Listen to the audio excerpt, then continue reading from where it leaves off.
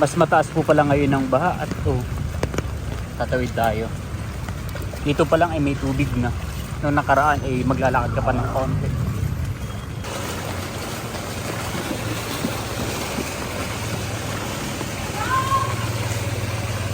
May ulam pa pala tayo. Ito po yung niluto ni Papa Di kagabi na sinabawang gulay.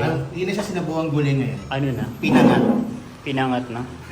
Pinangalawang init. Pinangal. Charot. May iyak-iyak na po si Uno. Kanina pa po na-excite. Ganito dapat behave lang. Galing behave lang yan. I-check up ulit natin itong ating TV kung sira pa rin po. Ayan, sobra po talaga. Nag-volume po hanggang sa 100%. Ito Bounce.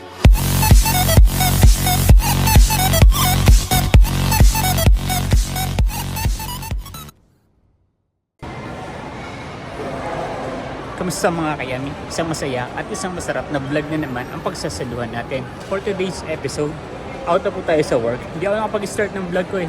Ay bukas pa sa kabilang pinto. Dahil marami po tayong ginagawa kahit tag-ulan. Saka mas mataas yung benta natin ngayong Lunes compare sa weekend. Kasama ko ngayon si Boss Jomar Aguilar. Ayun. So, dadaan po muna tayo sa Manukan, sa Baliwag at bibili po tayo ng ulam dahil wala pa tayong ulam. Sana naman po ay hindi na umuulan. Bumubuhos pa rin po ang ulan hanggang ngayon. Kaya basang-basa po ang kalsada.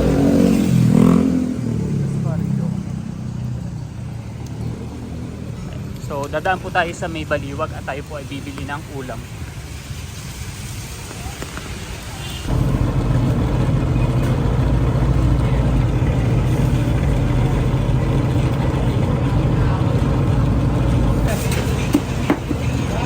Bumili na po tayo ng isang buong manok para po may ulam na rin tayo hanggang bukas.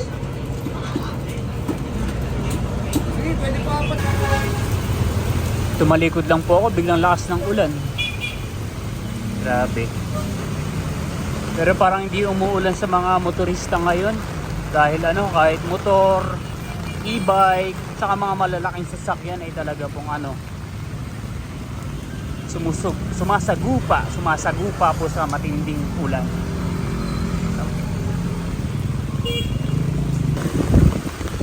Mas mataas po pala ngayon ng baha at tatawid tayo. Dito pa lang ay may tubig na. Noong nakaraan ay maglalakad ka pa ng konti.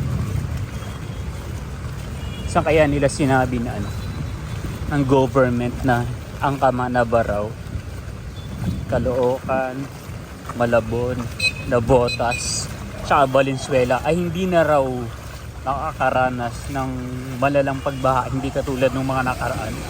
Saan kaya nila nakuha yung data na yun?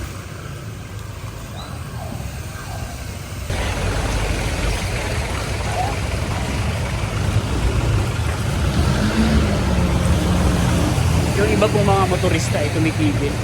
Hindi po nila sigurado kung kaya daw po ba ng motor nila.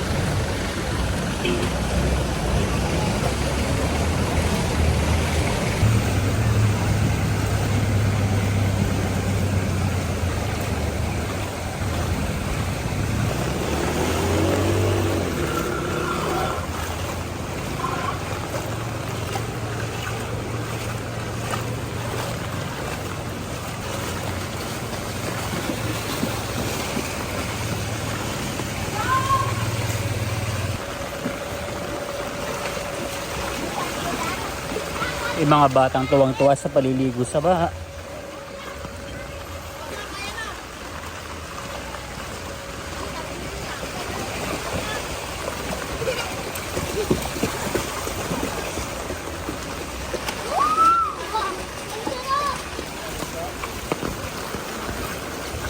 Nandito na po tayo ngayon sa may bandang school at wow, baha pa rin.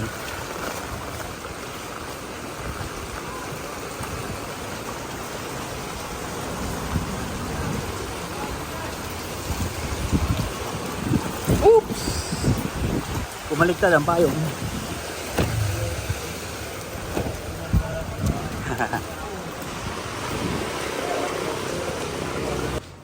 So.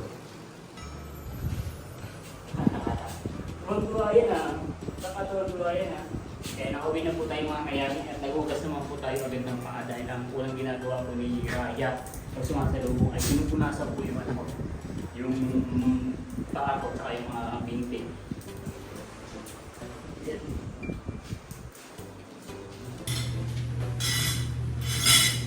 Siguro pagkabantay mo si Ray, yung pamangking higay ko na.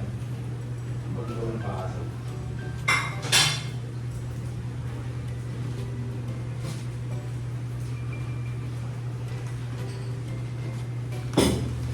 Baka ako muna kaya yung bibigyan. Kaya mga kayami, subali ay nandun man mga pinili natin para bukas ay may ulam na rin tayo. Tapos ay naubusan na po ng atay yung ating mga puppies, kaya dito na lang din po sila babawas ng kanilang ulam.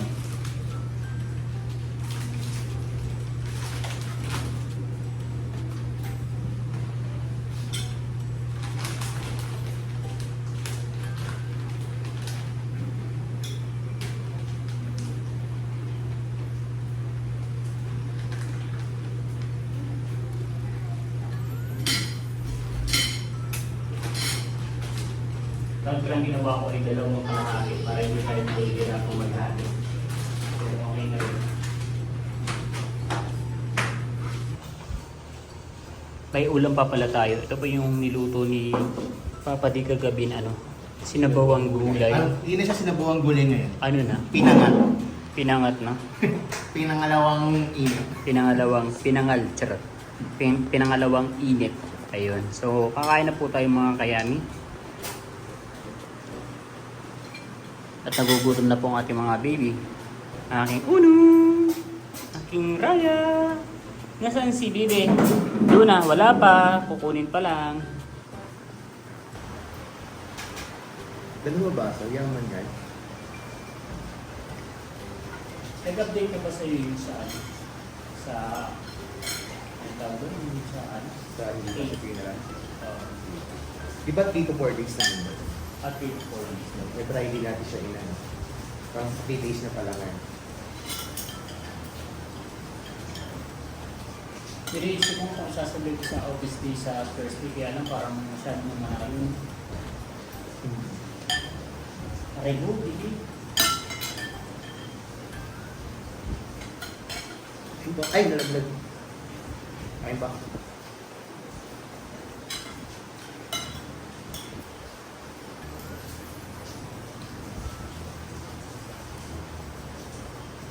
Dalawang lipa pala yung nalabas ko. Gawin mo na yun. Kaya mo na.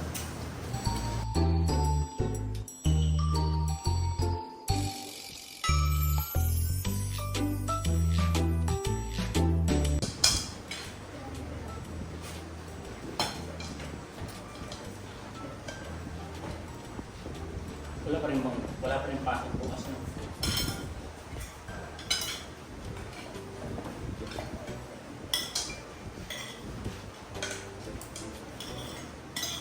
Kakain ka pa ba hindi? At taga-abang na po ang aking bibi sa pagkain. Siya ang aking bulo, no? Pag po ganyan ang uno ay nakatingin sa kusina, yan po ay ganadong kumain. Yan po ay nag-aabang at naamoy niya po yung baliwag na manok. Scarlota? Bakit matamay yung aking Scarlota? Ha? Hinahanap mo na si Luna? Ha? Kukunin natin. Ha? Sa Martes. At kaya sa Miyerkules. Yan, galing nga. Nilalaro ni Bibi.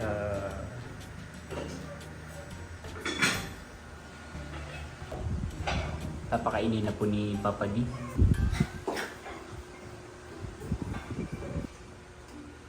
Kumakain na po yung ating mga alagang pusa. Ang tanggol. May iyak-iyak na po si Uno. Kanina pa po na-excite. Ganito dapat no? Paano? Behave lang.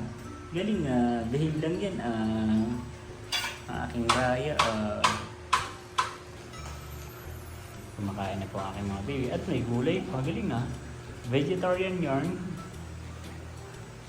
Kumakain yung pari ulo ng aking lola Happy.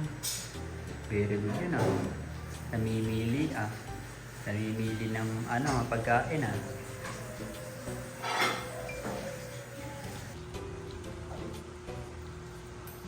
Nakaset aside lang po yung gulay ni Uno. Hindi niya kinakain. Ay, kinain na. Hindi. Ano yun siguro? Dessert.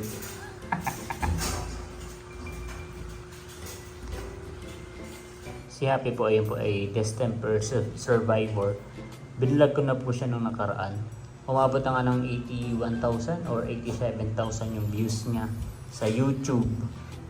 Yung search niyo lang po how to survive distemper. Kanin distemper. Oh, sa 8,000 eh. Oo, 81 yata, 87, 86. Basta mga ganun, 80,000 plus. Siya may pinakamaraming views sa lahat ng ng vlog ko. At awang-awa nga po ko dyan, akala ko hindi ito makakasurvive. Dahil yung sa distemper po ay nagtitwitching po talaga yung aso.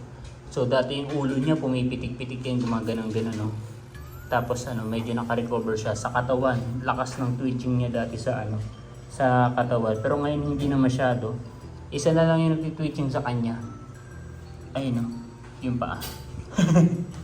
May mahina na. Oh, gumagalaw-galaw yung paa niya. Oh, halos hindi mo na po mapapansin na na nagtitwitching si Happy. Dati po talaga sobrang lakas ng pagtitwitching niya, lalo na yung katawan.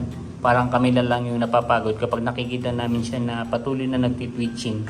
Pero sa awa naman po ng Diyos ay ang gulo ng baby ko, nakasurvive yan. Hindi na nagtitwitching, konting-konti na lang. Ayun paano lang yung nagtitwitching. Ano na lang, 1% na lang ng katawan na nagtitwitching. Galing yan. Galing ng baby na yan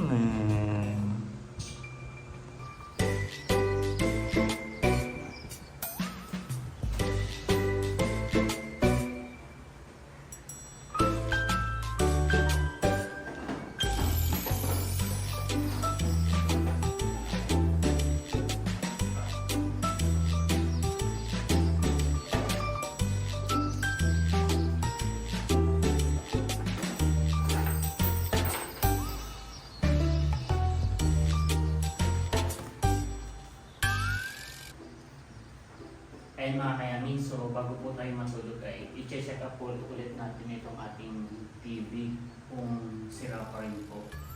Pinapahin natin ng isang araw para ma-check po kasi kahapon habang po tayo kumakain ay automatic po yung volume ay tumutodo siya ng 100. So kahit tanggalin po natin yung remote, iisip ko kasi yung una dito sa remote yun, sabi ko baka sira yung remote. Pero nung pinahinaan natin, tapos ay tinatanggal natin yung battery, pusa siyang nag-volume. Ayan, so natipindot yung volume, pero may sa volume na. Reverse naman ngayon. Nung nakaraan, tumutodo siya ng volume hanggang dito. Ngayon naman, ayaw naman niya mag-volume. So, baka dito sa likod.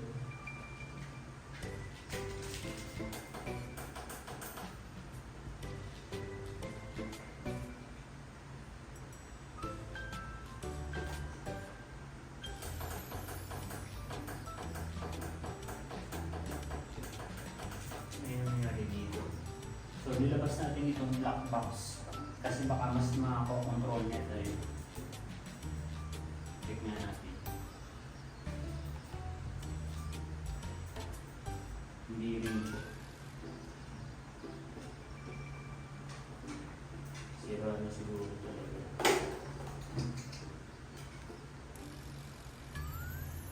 So siguro ay kailangan natin ipaayos yung TV kasi ito lang naman po yung nakikita ko na nakikita ko po na may sira. Bali yung sa volume lang kasi overall naman yung brightness, yung hindi naman po siya sira. I mean, maganda pa rin, ganun pa rin naman. Kaso yung sa may volume, kahit tanggalin po natin yung remote control,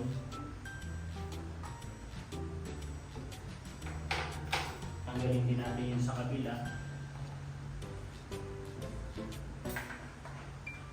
Ayan, sobrang po talaga. Nag-volume po hanggang sa 100%. Yung tumataas ng mga baba. Parang ano eh, parang sex bomb. Pataas ng pataas. Saka po, pababa po ng pababa. So, ang una natin gagawin is mag-ano tayo. Check natin sa mga kakilala ni Papa D kung may nag-aayos ng TV. Kasi sayang naman po. Pero kung hindi naman, so kailangan po natin siyang palitan kasi 2020 nung binili po natin itong television po na ito. Ito po ay product po ito ng pandemic. During the pandemic ng 2020 ay kabibili lang po namin itong TV. So 6 years na rin naman po siya. Kaya sobrang napapakinabangan po natin dahil dito tayo nanonood ng mga vlog ng aking po mga kapatid ng buong tingin.